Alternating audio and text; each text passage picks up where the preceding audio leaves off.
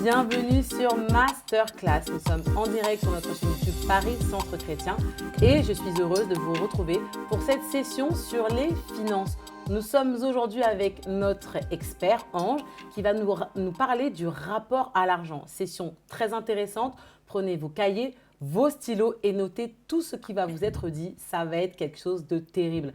Masterclass, c'est l'émission qui va vous former. Donc, n'hésitez pas à vous abonner en cliquant sur la petite cloche. Cliquez sur le lien si toutefois vous voulez avoir plus de renseignements sur les formations que nous allons faire. Je vous dis à tout de suite, c'est Masterclass.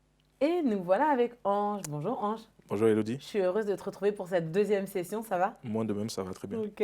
Pour ceux qui ne te connaissent pas, tu peux peut-être te représenter. Qu'est-ce que tu fais dans la vie? Je suis conseiller en aménagement ludique et sportif pour les collectivités. Donc concrètement, ce sont des aménagements qu'on fait en extérieur, en fait, type aire de jeu, équipement sportif de proximité. Ok, Voilà. dans les parcs, les squares, dans les tout parcs, ça. voilà, exactement. Ok. Et donc, tu es à Paris Centre Chrétien. Oui, Qu'est-ce que tu fais? depuis 2003. 2003, Voilà. ok. Et je suis, comme tout le monde, j'ai fait mes classes et puis après, je me suis engagé. Depuis 2006, je suis engagé au sein de la Sono. Je suis une aide pour le responsable département dont je suis l'adjoint. Ok. Et puis, depuis peu, je m'occupe de plusieurs cellules de maison en tant que responsable de net. Super. Voilà. Donc, du coup, je suis engagé dans mon église. Voilà. Ok, ben merci pour cette présentation. On est dans notre série Finances et sur cette deuxième session, on va parler du rapport à l'argent. Oui, tout à fait. C'est une thématique, je pense, qui intéresse beaucoup de monde. Oui. Qu'est-ce que tu voulais nous en dire? Beaucoup de choses sont à dire, en fait, mais j'aimerais déjà qu'on commence à... Parce que si on ne situe pas les choses, on n'arrive pas à bien en parler. C'est-à-dire, quand on parle de l'argent, ça veut dire quoi? C'est quoi l'argent, en fait? Et c'est ça qu'on doit se poser comme question, puisqu'on travaille tous un mois durant pour, à la fin du mois, en fait, avoir un virement d'argent. Un bon salaire. Salaire, oui, un bon salaire. Donc, on a cette notion d'argent, en fait, comment dire, qui cadence, en fait, la vie des gens. Et donc, j'ai voulu qu'on ait un zoom sur l'argent et qu'on mette l'argent, en fait, à sa place. D'accord. Voilà. Donc, c'est ça le but d'aujourd'hui. Et si on veut dire qu'est-ce que c'est l'argent, concrètement, c'est une invention humaine. On peut aller plus loin en disant que c'est une invention du prince de ce monde, en fait.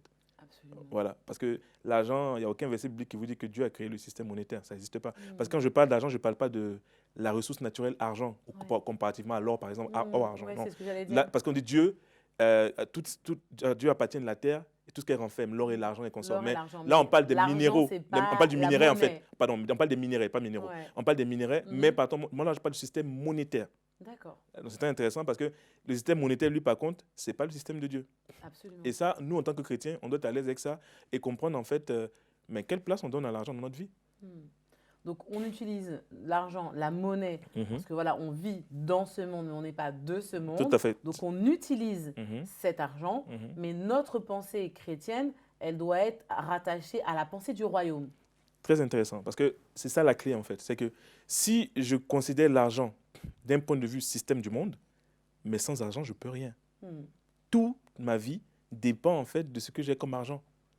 Les écoles que je vais faire, les écoles que mes enfants vont faire, le quartier que je vais habiter, la voiture que je vais rouler, les habits que je vais porter, tout sera connecté à l'argent. D'accord. Okay? Ça, c'est le système du monde.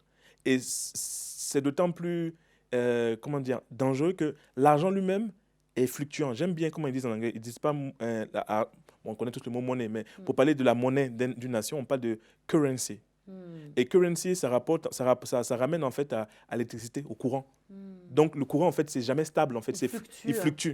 Et la monnaie, c'est pareil. La monnaie, en fait, n'est jamais stable. C'est-à-dire que, je dis n'importe quoi, Elodie, on peut te payer 4 000 € aujourd'hui, te payer 4 000 € demain, mais tu n'as pas le même pouvoir.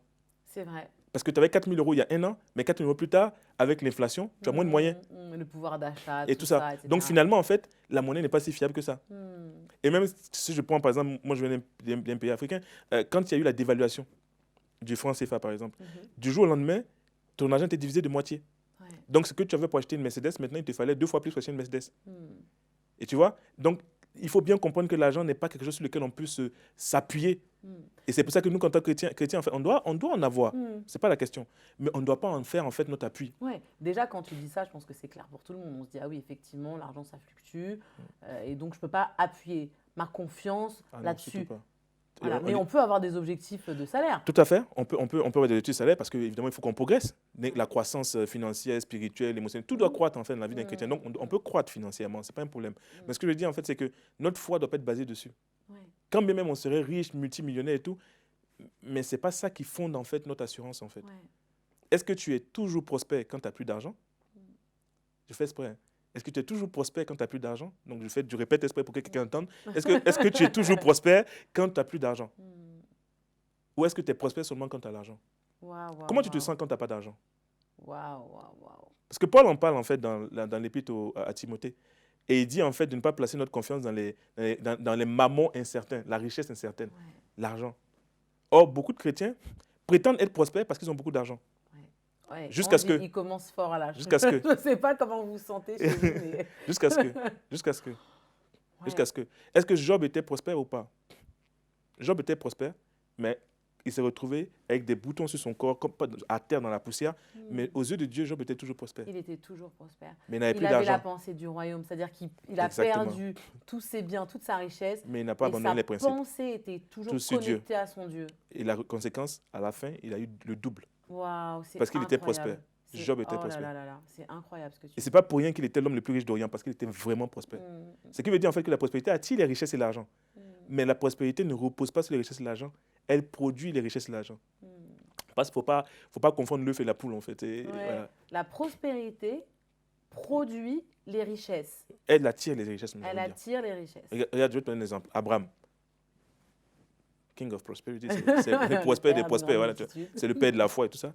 Mais ce qui est intéressant, c'est que Abraham, en fait, j'aime provoquer les gens en disant, mais Abraham, en fait, comment il a fait sa richesse? Est-ce qu'il a lancé Abraham Co? Il n'a rien lancé, Abraham. Abraham, il a juste, en tout cas, le début de sa richesse, c'est que Dieu a béni Abraham et tout ça, il a commencé son bétail et tout ça, ok. Ouais. Mais le gros de son business, en fait, le gros de l'argent qu'il a eu, c'est des transferts de richesse. Pourquoi? Parce qu'Abraham était l'ami de Dieu et Dieu a promis de prendre soin de lui. Et donc, qu'est-ce que Dieu a fait? C'est que Dieu a utilisé des circonstances où Abraham s'est trompé pour rendre Abraham prospère. 2 fois, Abraham a menti sur sa femme. Et des gens sont allés prendre la femme d'Abraham, mais ce n'est même pas leur faute. Mais Dieu y a vu une opportunité de dépouiller le royaume du monde, le système de ce monde pour enrichir le royaume de Dieu. Parce qu'Abraham était le royaume de Dieu. C'était lui qui était le représentant de Dieu sur la terre. Donc, le niveau de prospérité d'Abraham représentait la richesse d'en haut. Parce que quand on parle de royaume, c'est important de dissocier. Il y a 2 choses. Il y a le royaume des cieux, là où Dieu est, et le royaume de Dieu, là où Dieu se manifeste sur la terre. Ok? Donc, Abraham, en fait, il était le royaume de Dieu. C'est-à-dire la manifestation du règne de Dieu sur la terre. Donc, si Abraham était fauché, quelle image il renvoie du royaume?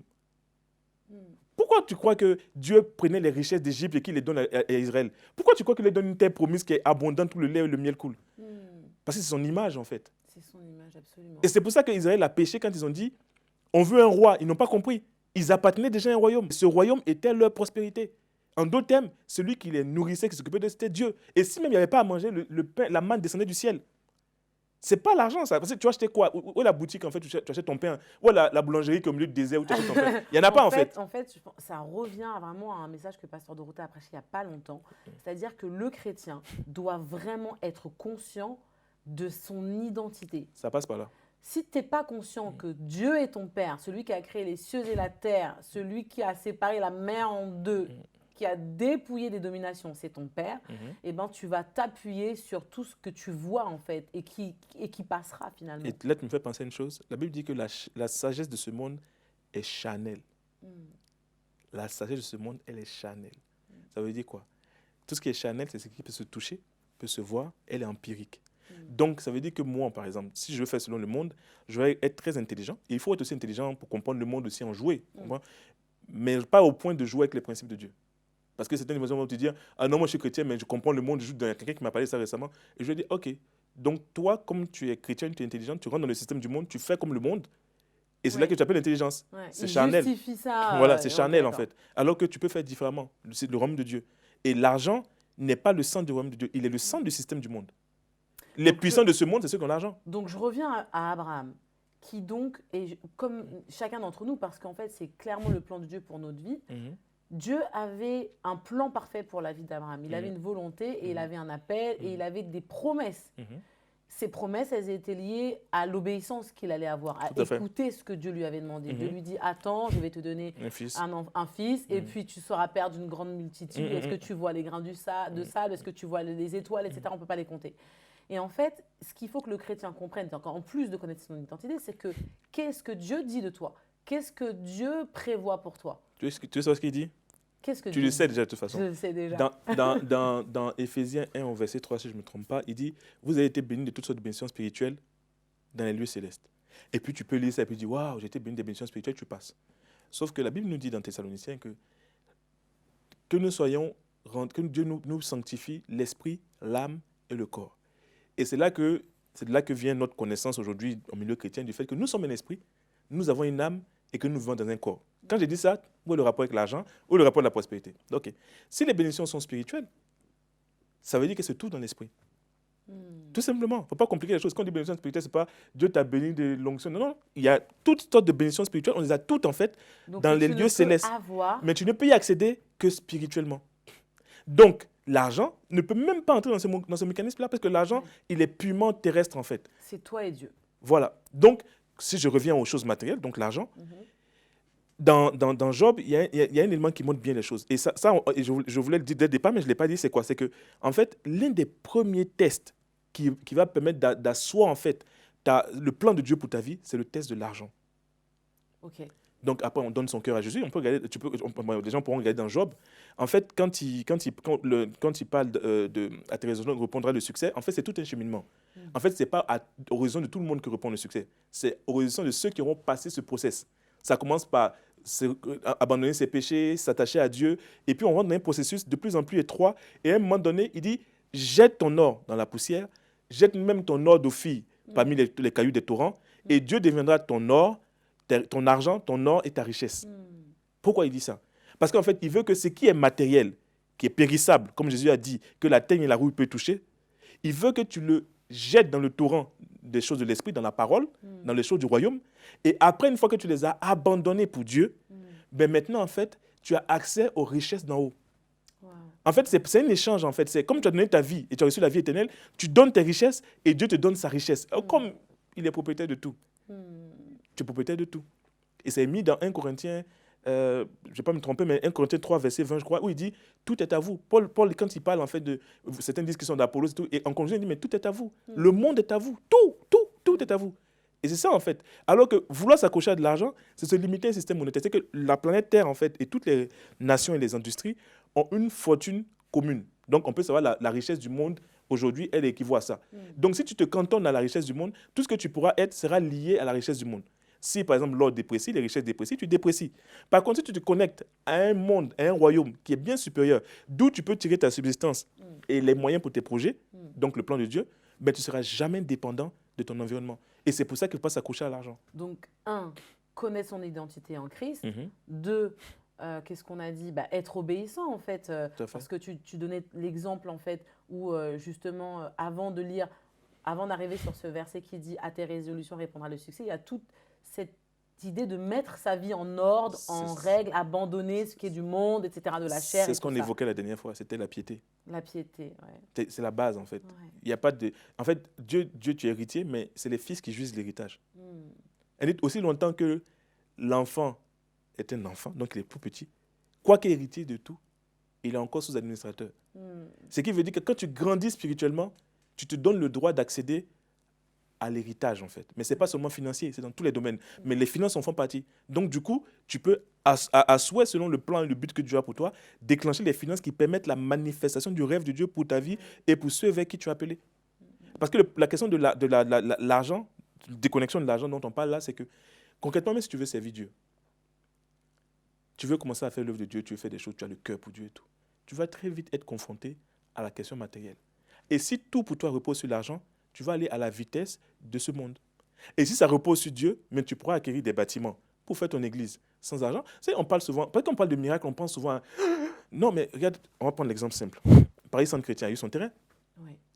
Est-ce que quelqu'un s'est déjà posé la question de calculer, en fait, s'il connaît les prix les prix, en fait, d'un terrain à la Courneuve, de prendre le mètre carré et de multiplier par le nombre de milliers de mètres carrés qu'on a reçus sans avoir payé? Est-ce qu'on peut calculer ça? C'est des millions d'euros. C'est des millions d'euros. Mais dans l'entendement des gens, si on avait donné 4 millions à Paris Saint-Chrétien, ils auraient été plus excités que le terrain qu'on a donné. En fait, Dieu peut te donner soit l'argent pour acquérir la chose, soit la chose directement. Donc, si tu te cantonnes à l'argent, parfois, il veut te donner la chose directement et toi, tu es bloqué sur l'argent et il ne peut pas agir dans ta vie. Donc, ton rapport à l'argent doit être C'est équilibré. là où on voit justement le rapport à l'argent. C'est-à-dire que là, ce terrain, il vaut des millions d'euros. On est dans le Grand Paris. Donc, en plus, ça va forcément coter et voilà, prendre de la valeur. Exactement. Et en fait, les gens peuvent être plus sensibles ou plus manifester de joie ou voilà, parce que on a donné un chèque aurait été plus significatif. Voilà, pour eux, ça leur parle, parce que c'est l'argent. Mais en fait, Dieu peut te donner des choses sans argent.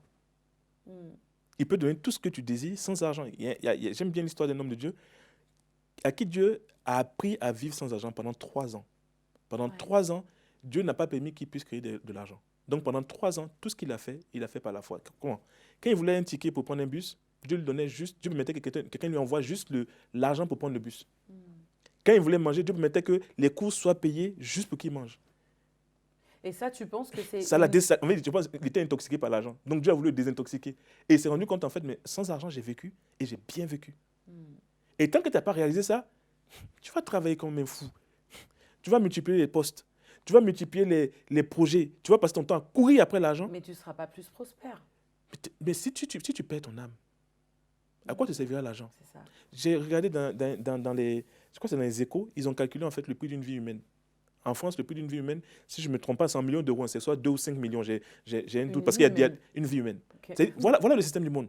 Tout est quantifiable en argent. Par contre, il y a des tableaux qui coûtent des dizaines de millions d'euros. Mais dans cet environnement-là, comment nous, chrétiens, on peut baser notre vie sur l'argent? Puisque l'argent n'a de valeur que ce qu'on lui accorde en fait. Une vie humaine, 2-5 millions. Voilà, 2-5 millions. Et un tableau, parce qu'il y a plus, le peintre est mort, 10 millions. En Chine, aujourd'hui, ça s'achète des tableaux, des œuvres d'art à parfois 100 millions d'euros. Pourquoi? Parce que l'argent même ne vaut rien en fait en lui-même. C'est ce qui permet d'acquérir qui est important. Donc pourquoi nous, on ne croit pas pour ce que l'argent permet d'acquérir et qu'on veut s'attacher seulement à l'argent? C'est incroyable ce que tu dis parce que là, quand tu disais que dans un premier temps, on passe tous par ce test du rapport à l'argent. Et tout à l'heure, quand on préparait l'émission, je te disais, moi, ça m'a fait penser à Ananias et Saphira, dont on est dans Actes des Apôtres. Les gens suivent Pierre et les disciples, etc. Et eux, ils arrivent et ils disent, voilà, nous, on veut donner toute notre fortune pour faire progresser l'œuvre. Et finalement, on se rend compte qu'ils avaient quand même peur de ne pas semer dans la bonne terre. Donc, ils avaient mis un peu de côté. Ils étaient pauvres. Ils étaient pauvres dans leur tête parce que y a un qui était plus pauvre qu'eux encore. Certaines personnes disent qu'après, il est devenu... Après, en fait, c'est celui qu'on a appelé Barnabas. On dit ça, je ne sais pas, je n'ai pas vérifié bibliquement. C'est le jeune homme riche. Voici, il rencontre Jésus. Et puis, il dit, qu'est-ce que je peux faire pour hériter de la vie éternelle? Et Jésus lui dit, fais cette loi. Il dit, oui, je l'ai faite. Fais ça. Il dit, oui, je l'ai fait. Ouais, tous les tests, il les a passés. C'était un homme pieux. Il avait passé tous les tests. Donc, le dernier test qui lui donnait accès à la vie éternelle, c'est le test de l'argent. Le problème, c'est qu'il était riche. Et donc, je lui dis, ok, il te reste une chose. Vends tes richesses, donne-les aux pauvres et suis-moi. Ignorant, il a eu peur, il a lâché. Il ne connaît pas sa Bible. Parce qu'il a dit que celui qui donne aux pauvres prête à Dieu. En d'autres termes, Jésus voulait qu'il transfère ses richesses dans l'éternité pour avoir accès à une fortune beaucoup plus importante. Parce que le pauvre, il n'a pas lu. Mais nous, on peut lire quelques versets plus bas. Les disciples disent, mais Jésus a dit, c'est très difficile aux riches d'entrer dans le royaume des cieux. Ils font, oh, mais comment? Qui peut être sauvé alors? Et puis il lui dit, attention, celui qui abandonne pour moi, maison, patati, moi, c'était toutes les formes de richesse qu'on peut avoir, recevra 100 fois plus dans le siècle présent et dans le siècle à venir. En d'autres termes, le siècle présent. Présent. Et c'est ça le plus important, le siècle présent et le siècle à venir. C'est-à-dire que Jésus lui proposait en fait d'être 100 fois plus aisé ici et en plus d'avoir un héritage dans les cieux. Ouais. Mais il était pauvre. Enfin, il était riche. Parce que, je ne sais pas si on aurait le temps d'en parler, mais pour moi, on se classe les gens en 3 catégories. Il y a les pauvres, eux ils courent après l'argent, parce qu'ils ne l'ont pas. Donc, il faut qu'ils aient. Ils sont comme ça, et toute leur vie court après, ils travaillent 2 boulots. Ils sont exploités, en fait. D'abord, il faut savoir qu'un salaire, en fait, n'est pas donné pour que tu sois riche. Le salaire t'est donné, en fait, pour que tu aies suffisamment, mais que tu reviennes au travail. Et tous les mois, on recommence. Voilà, on commence tous les mois. Donc, ton patron ne veut pas t'enrichir. Je regardais un documentaire d'économiste en fait, qui parlait de ça, de la logique du salaire, qui est c'est assez intéressant, mais bon, on n'est pas là pour ça. Mais globalement, c'était ça. Donc, un, le pauvre, lui, il travaille pour l'argent, il court après l'argent. Deux, le riche, et c'est le problème du jeune homme riche, même si je dis qu'il était pauvre dans sa tête, il était riche. Et le problème du riche, c'est que tout le système de la richesse terrestre, et c'est pour ça que Paul dit aux riches de ce siècle de ne pas, dans 1 Timothée 6, 17, de ne pas placer leur confiance dans les richesses de ce monde, dans mammon de ce monde. Pourquoi il le dit ça? Parce que les riches ont tendance à mettre leur confiance dans leur richesse. C'est ce qui est mis dans un proverbe que, en fait, la richesse de l'homme riche est sa sécurité, c'est sa forteresse. C'est là-dessus qu'il s'appuie, c'est ça qui fait sa force. Et ça, c'est les riches, ils accumulent.